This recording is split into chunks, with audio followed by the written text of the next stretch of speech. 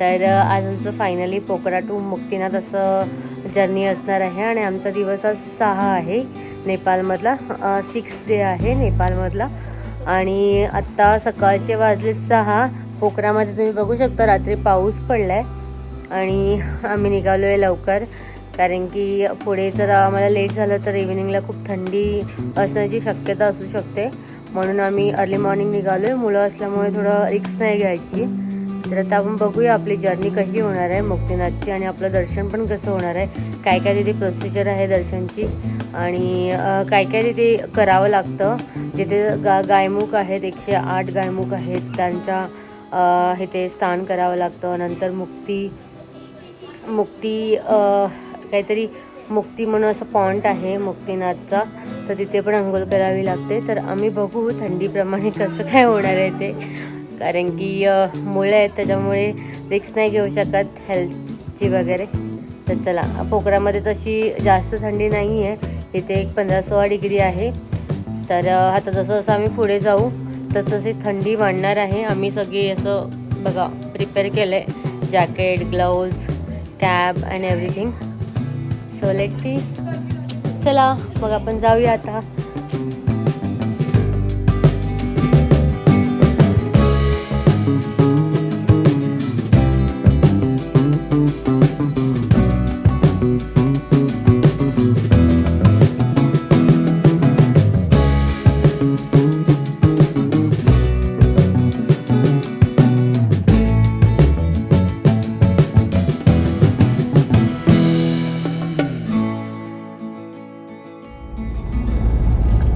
इकडे काहीच विजिबिलिटी नाही आहे, पूर्ण फॉगी झालं आहे वेदर पाऊस पडल्यामुळे.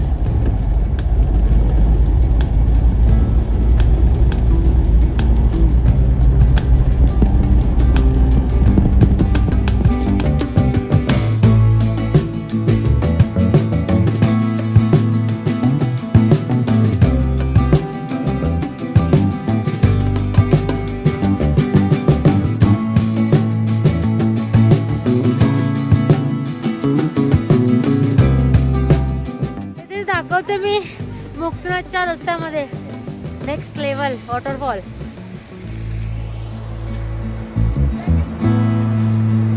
वाव,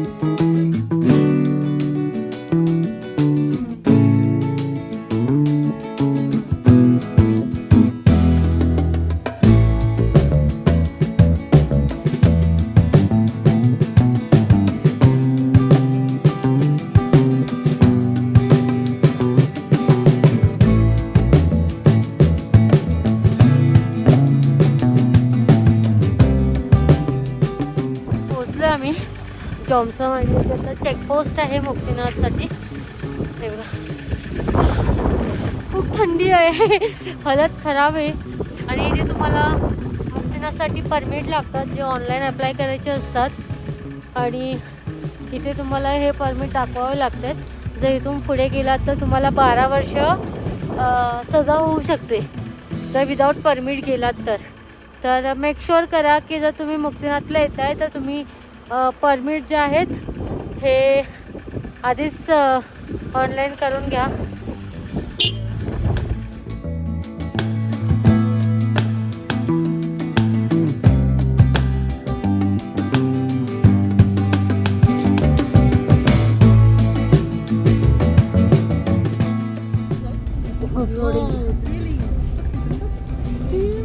जशा मोठ्या गाड्या असतात म्हणूनच.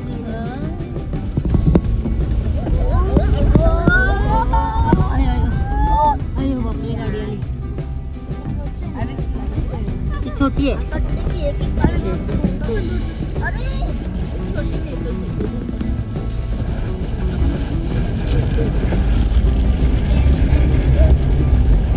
स्नोफ्लेक्स तर पडतायत. स्नोफ्लेक्स पडतायत.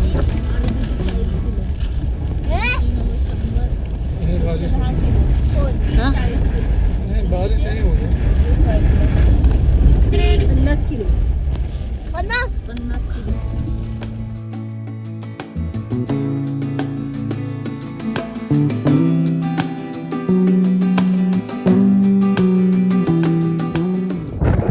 आता आम्ही आले रूमला लेकला. खूप थंडी आहे. हे बघा इथे सगळं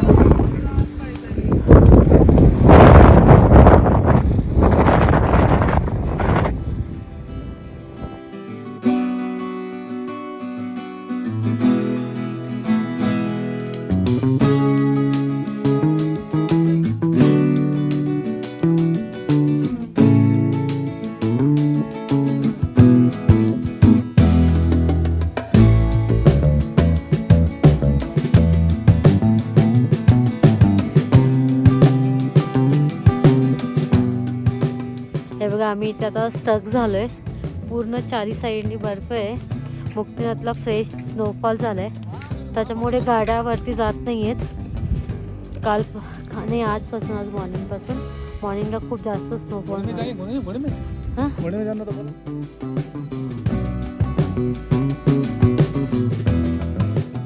आमच्या मागे ही गाडी पूर्ण स्टक झाली आहे बर्फामध्ये आणि त्याच्या मागे आम्ही पण आलो, पण आम्ही लकीली थोडंसं खाली आहोत.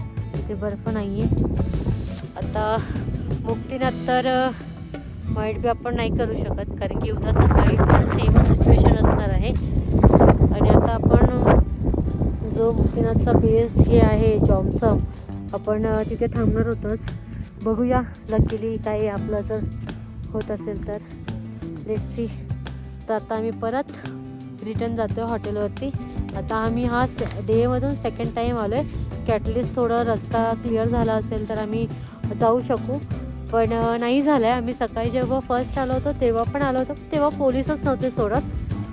त्यानंतर पोलीस बोलले की तुम्ही जा ॲट युअर ओन रिक्स, बट नाही आहे, जाऊ नाही शकत. जर असं सिच्युएशन असेल तर कोणत्याही प्रकारची रिक्स नाही घेतली पाहिजे. चुपचाप हॉटेलमध्ये जाऊ, मस्त थोडंसं रिलॅक्स केलं पाहिजे. तर चला,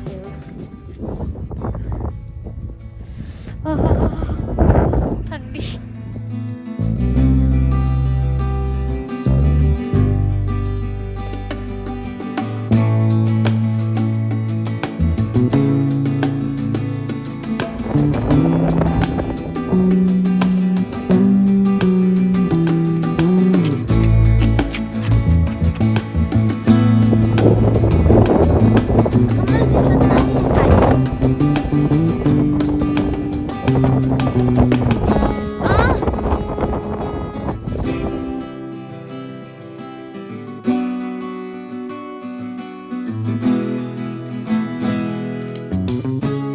मस्त आमच्या हॉटेलला आहे.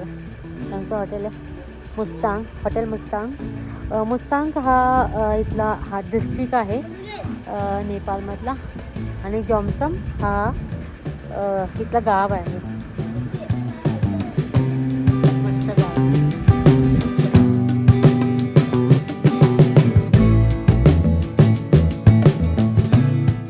गुड मॉर्निंग आणि टेल्स ऑफ अस्मिता या चॅनल तुमचं मनापासून स्वागत.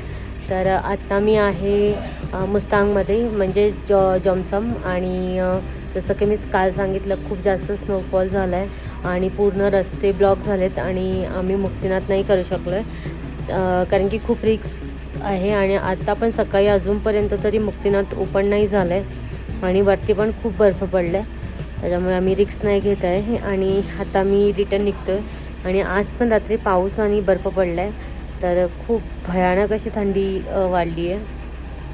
तरी लकीली आमच्या रूममध्ये असं हीटवालं AC आहे, त्याच्यामुळे इतकं काही प्रॉब्लेम नाही झाला आम्हाला सर्वायवलसाठी. अदरवाईज -15पर्यंत टेम्परेचर गेलं होतं रात्री. पण खूप अमेझिंग एक्सपिरियन्स होता. आणि त्याचबरोबर मुलांनी पण मस्त स्नो एन्जॉय केला काल. आणि आम्ही काल मुक्तिनाथ नाही गेलो, पण जोमजमच्या आजूबाजूचे आम्ही जसं की डुमला लेक होता, डुमला ताल बोलतात इकडे, तो एक्सप्लोअर केला. थोडंफार चायना बॉर्डरच्या आसपास गेलो होतो, पण तिथे अलाउड नाही करत. इथे फक्त मुस्तांगची जी सिटिझनशिपवाले जी लोकं आहेत, जसं आपल्याकडे आधार कार्ड चालतं तसं यांच्याकडे तसं चायनाची सिटिझनशिप आहे, त्यांनाच फक्त बॉर्डरच्या पार करायला अलाव करतात. बिकॉज तिथे एक कोणतं तरी त्यांचं गाव आहे आणि खूप मोठा मार्केट आहे. आणि ह्यांना जर मार्केटला जायचं तर पोखरा म्हणजे इकडून 200 किलोमीटर पुढे जावं लागतात. आणि इकडे चायनाला येतील त्यांना खूप स्वस्त आणि चीपमध्ये सगळ्या गोष्टी मिळतात. तर म्हणजे त्यांची अशी ॲग्रीमेंट आहे नेपाळ आणि चायनाची की मुस्तांगची जी सिटिझनशिप आहे मुस्तांग डिस्ट्रिक्टची, तर त्यांना ते लोक अलाव करतात फक्त त्या गावापर्यंत. गावाच्या त्या साईडला जायला परत त्यांचं चेकपोस्ट आहे आणि परत तिकडे ते नाही जाऊन देत. तर असं होतं. तर खूप सुंदर असा एक्सपिरियन्स होता. आणि आमचं हॉटेल स्टे पण खूप सुंदर आहेत. आणि इकडे थोडंसं चायनीज कल्चर आहे, कारण की चायना बॉर्डर म्हणजे तिबेटियन आणि चायनीज असं मिक्स कल्चर आहे. कारण की ही जी होती ही आधी तिबेटियन आहे, तर त्या लोकांची कॉमन लँग्वेज तिबेट लँग्वेज आहे. चायनीज पण ते लोक, इकडचे लोक चायनीज नाही समजत आहेत आणि तिकडचे लोक नेपाली त्यांना येत नाही, त्याच्यामुळे ती लोक तिबेट जी लँग्वेज आहे ही कॉमन लँग्वेज आहे बोथ कंट्रीजसाठी. तर तसं त्यांचं कन्व्हर्जन आहे. तर आता बघूया, आता वाजले सकाळचे 6:30 आणि आता आम्ही रेडी झालो आहे. आता निघतो, हाफ ॲन आवर्समध्ये अजून निघू आम्ही. आणि आम्ही आता जातो परत पोखराला. आणि बघूया ऑन द वे आपल्याला काय काय मिळतं आहे. कारण की ऑन द वे मी येताना तर बघितले वॉटरफॉल वगैरे होते सेम. अगेन आपल्याला एक 4-5 तासाची जर्नी आहे. नंतर आपण पोखरा एक्सप्लोअर करणार आहोत. पोखरामध्ये आपण ठेवा लेक वगैरे जे आहे, त्यांची फेमस गुफा आहे, जे आपले 4-5 मेन स्पॉट आहेत पोखराचे, ते आपण एक्सप्लोअर करणार आहोत. आणि पोखरा जो आहे हा ॲडव्हेंचर ॲक्टिव्हिटी, ॲडव्हेंचर एक्सेसरीज ज्या इथे बेस कॅम्प आहे, जसं दोनाद्री आहे, परत एव्हरेस्ट बेस कॅम्प आहे, अन्नपूर्णा आहे. म्हणजे जेवढे पण इथून ट्रेक स्टार्ट होतात ते पोखरा साईडनीच होतात. त्याच्यामुळे जेवढे पण ॲडव्हेंचर इक्विपमेंट आहेत, जसं जॅकेट, शूज, सगळं स्टिक वगैरे जेवढे पण तुम्हाला रिक्वायर्ड आहेत ते सगळं पोखराला मिळतात. पण price as compare to India खूप कॉस्टली आहे. जर तुम्ही इकडे सगळे येत आहे तर मेक शुअर करा तुम्ही इंडियामधूनच सगळं कॅरी कराल. आणि ना थोडंसं टास्क आहे सगळं कॅरी करणं, पण नेपाळमध्ये खूप खूप खूप जास्त कॉस्टली आहे सगळ्या गोष्टी. जरी ह्या लोकांची इंडियन करन्सी जर इकडे जास्त असली तरी पण ॲज कम्पॅरेटिव्हली इंडियापेक्षा खूप गोष्टी महाग आहेत. तर तुम्ही ट्राय करा की सगळं इंडियामधूनच कॅरी करा. आम्ही पण थोडे इवन स्नॅक्स वगैरे सुद्धा इथे खूप महाग मिळतात. जेव्हा आपण आपली करन्सी ह्यांच्या इथे 60%नी वाढते, म्हणजे 1 रुपीज असेल तर 1.56 असं कन्व्हर्जन होतं. पण इथे त्याच्यापेक्षा डबल प्राईज आहेत स्नॅक्स आणि सगळ्यांच्या. तर आम्ही सगळं लकीली कॅरी केलं होतं. तर तुम्ही पण तसंच कॅरी करा जर तुम्ही नेपाळ ट्रिप प्लॅन करताय. आणि नेपाळ खूप बेस्ट, जर तुमची फर्स्ट इंटरनॅशनल ट्रिप असेल तर मी सजेस्ट करेन की नेपाळ खूप ब्युटिफुल आहे. फक्त तुम्ही ॲडव्हान्स सगळं वेदर आणि सगळं चेक करूनच या. बाकी नेपाळ खूप सुंदर आहे आणि खूप साऱ्या गोष्टी आहे जिथे आपण इथे एक्सप्लोअर करू शकतो. आम्ही 10 दिवसामध्ये ऑलमोस्ट जे त्यांचे मेन स्पॉट आहेत, मेन डिस्ट्रिक्ट, मेन स्टेट आहेत, ते आम्ही सगळे एक्सप्लोअर केलेत. इवन लुबिनी आणि इंडिया हे एकदम, लुबिनीमध्ये इंडियन कल्चर आहे बेसिकली. लुबिनीची जी लोकं आहेत ती आपल्या इंडियामधून शॉपिंग करतात. जर त्यांना काही घ्यायचं असेल तर त्यांना अलाउड आहे इंडियामध्ये जाण्यासाठी. त्यांचे पण ते एक विजा टाईपमध्ये बनलेला असतो. तर ते येऊन जाऊन त्यांचं शॉपिंग आणि जे पण इक्विपमेंट आहेत ते लोक येऊन घेऊ शकतात. कारण की ते लोक खूप इंडियापासून खूप जवळ आहेत. आणि जर त्यांना नेपाळ साईडला यायचं तर ऑलमोस्ट त्यांना लुबिनीपासून इकडे वरती जेवढे पण स्टेट आहेत हे 300 ते 350 किलोमीटर इतके आहेत. तर ते त्यांना कन्व्हिनियंट नसतात. त्याच्यामुळे ती लोकांना इझिली ॲक्सेस इंडिया आहे. तर मग ते लोक इंडियामधून करतात. जसं मी सांगितलं मुस्तांगचे लोक चायनामधून करतात, तसं लुंबिनीची लोक आहेत ती इंडियामधून सगळं म्हणजे आयात निर्यात करत असतात. तर असा होता खूप मस्त. आणि आता मस्त सनराईज होते, मी तुम्हाला दाखवते. जो पीक आहे डोंगराचं तिथे मस्त अशी सनलाईट आली आणि त्याच्यातून असं फॉग निघतं म्हणजे असं धुवा निघतं लिटरली. आणि हा जो एक्सपिरियन्स आहे ना खूप सुंदर आहे. इथे जसं की मी सांगितलं नगरकोट हा काठमांडूचा हिल स्टेशन आहे. तसंच सनराईज अँड सनसेटसाठी मोस्ट फेमस प्लेस आहे नेपाळमध्ये. तसंच जेव्हा तुम्ही पोखराला येता, पोखरामध्ये सारनकोट जो आहे हा पोखरासाठी सनराईज अँड सनसेटसाठी फेमस प्लेस आहे. आणि जेव्हा तुम्ही पोखराच्या पुढे येता तेव्हा तुम्हाला ऑलमोस्ट सगळे अन्नपूर्णा अशा ज्या मोठ्या इथे रेंज ट्रेक आहेत त्या तुम्हाला बघायला मिळतात. आणि त्याच्यावरती जी सनलाईट आणि सनसेट पडतो आणि तो जो गोल्डन शेड घेतो, तो जो दृश्य असतो ना तो अनबिलिव्हेबल असतो लिटरलीमध्ये. म्हणजे आम्ही आता 2 दिवस आहोत आणि 2 दिवस आम्ही जो एक्सपिरियन्स घेतो आहे ना, इट्स मेमरायझिंग. सो तुम्ही पण असं एन्जॉय करा मस्त. आणि गरम कपडे कॅरी करा, कारण की थंडीच इथे काही सांगू नाही शकत. काल खूप जास्त पाऊस झाला आहे पोखरामध्ये, तर इतका पाऊस होता.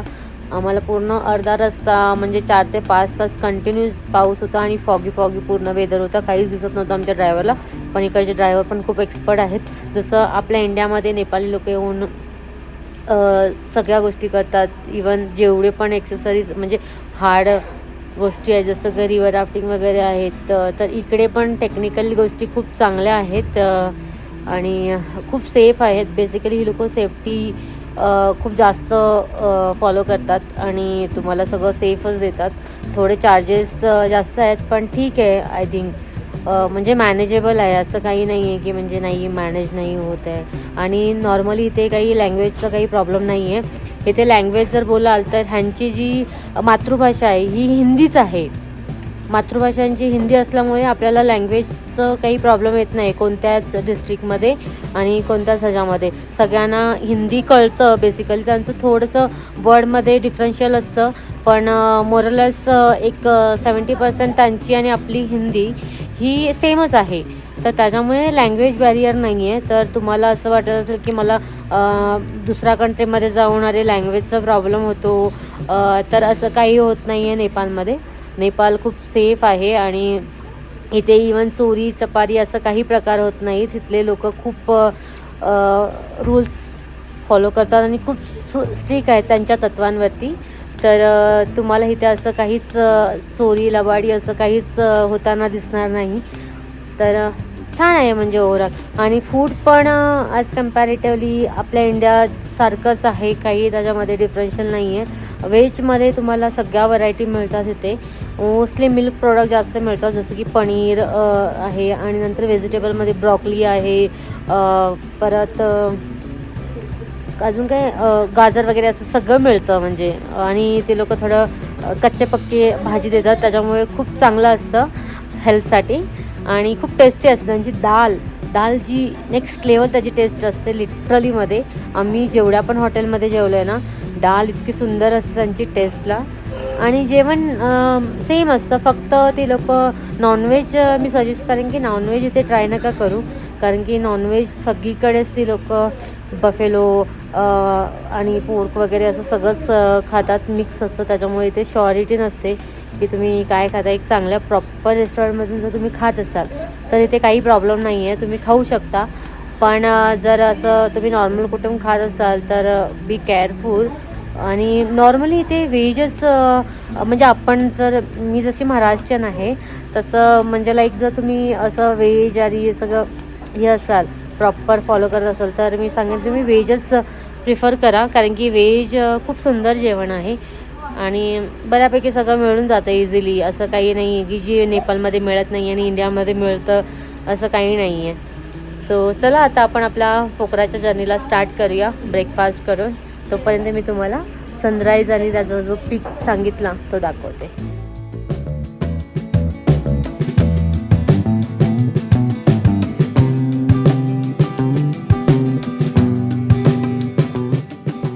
कारण की पाऊस पडल्याने बघा हे सगळं बर्फाने आता वेढलं आहे सगळं, अजून पडला तर पूर्ण इकडेपर्यंत खाली आले.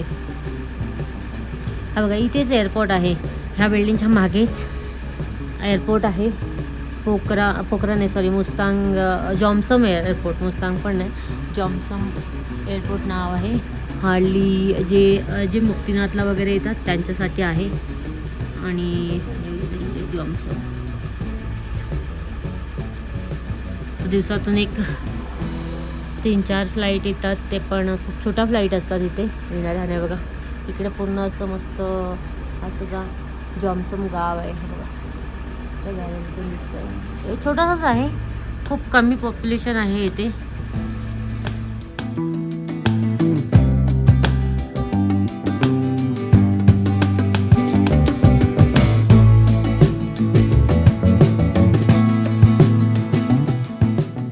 माझ्या मागे जो आहे हा धौलागिरी आहे टॉप, आणि इकडे आहे जो अन्नपूर्णा. हा मस्त आहे, थंडी खूप आहे, -15 अजून पण आहे. सुंदर असे इकडे मस्त गाव आहेत आणि खूप चांगले स्ट्रीट आहेत.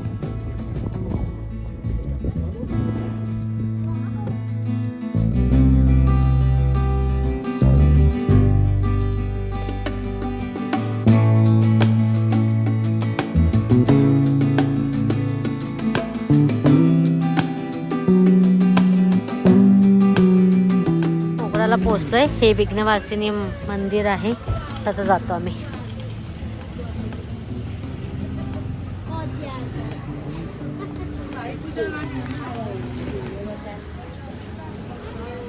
वरती आहे मंदिर, थोडं चढून जायचंय.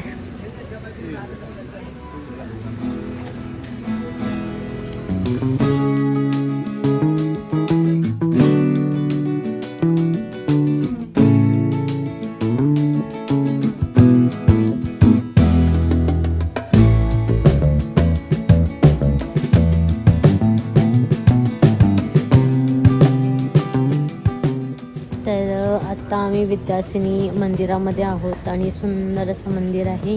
आणि इथून मस्त असं पोखराचा पूर्ण 360 डिग्रीवाला व्ह्यू दिसतो आणि खूप असं मस्त अमेझिंग व्ह्यू आहे. आणि आता आम्ही बघूया फेवा लेक वगैरे करणार आहोत, तर लेट्स सी कसं आहे आता पोखरा.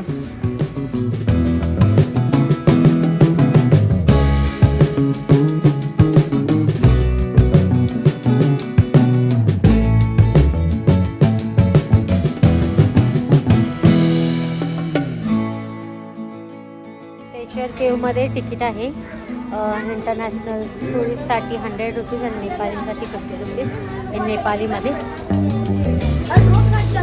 चला जाऊया.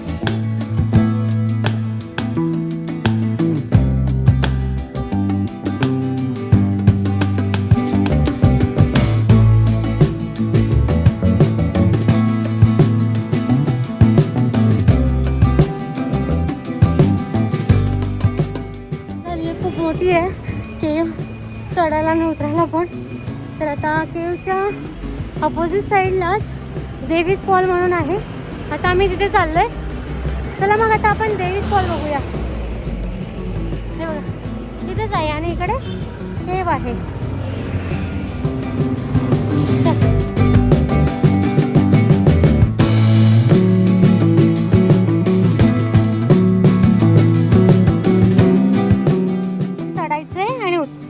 उतरायचं आणि चढायचं, फक्त चढायचंच नाही.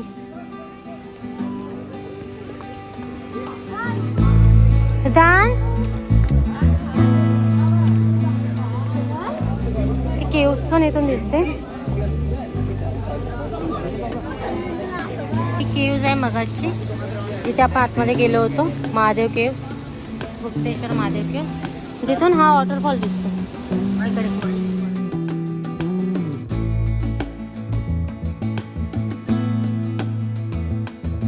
तर आता आम्ही आलोय फेवा लेक बघायला. तर चला, most popular location in Pokhara. Let's see.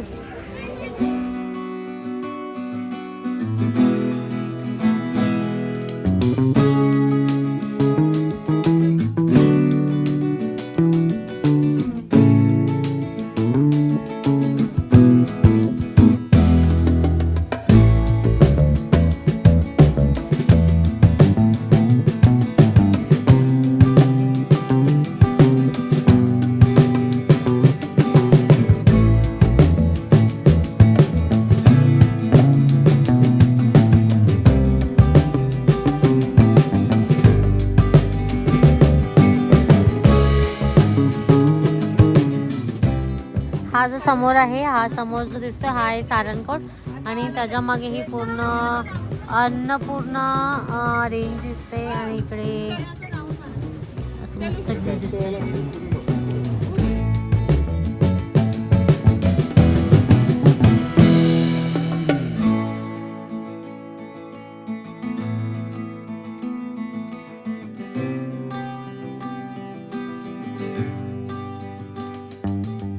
Side मस्त असं सुंदर असं क्लबिंग आणि ह्या सगळ्यासाठी बनवलेलं आहे आणि खूप सुंदर आहे. इथे असं एव्हरीथिंग इज अवेलेबल. लाईक तुम्ही जर पब वगैरेची शॉपिंग असाल तर तुम्हाला इथे सगळं मिळते.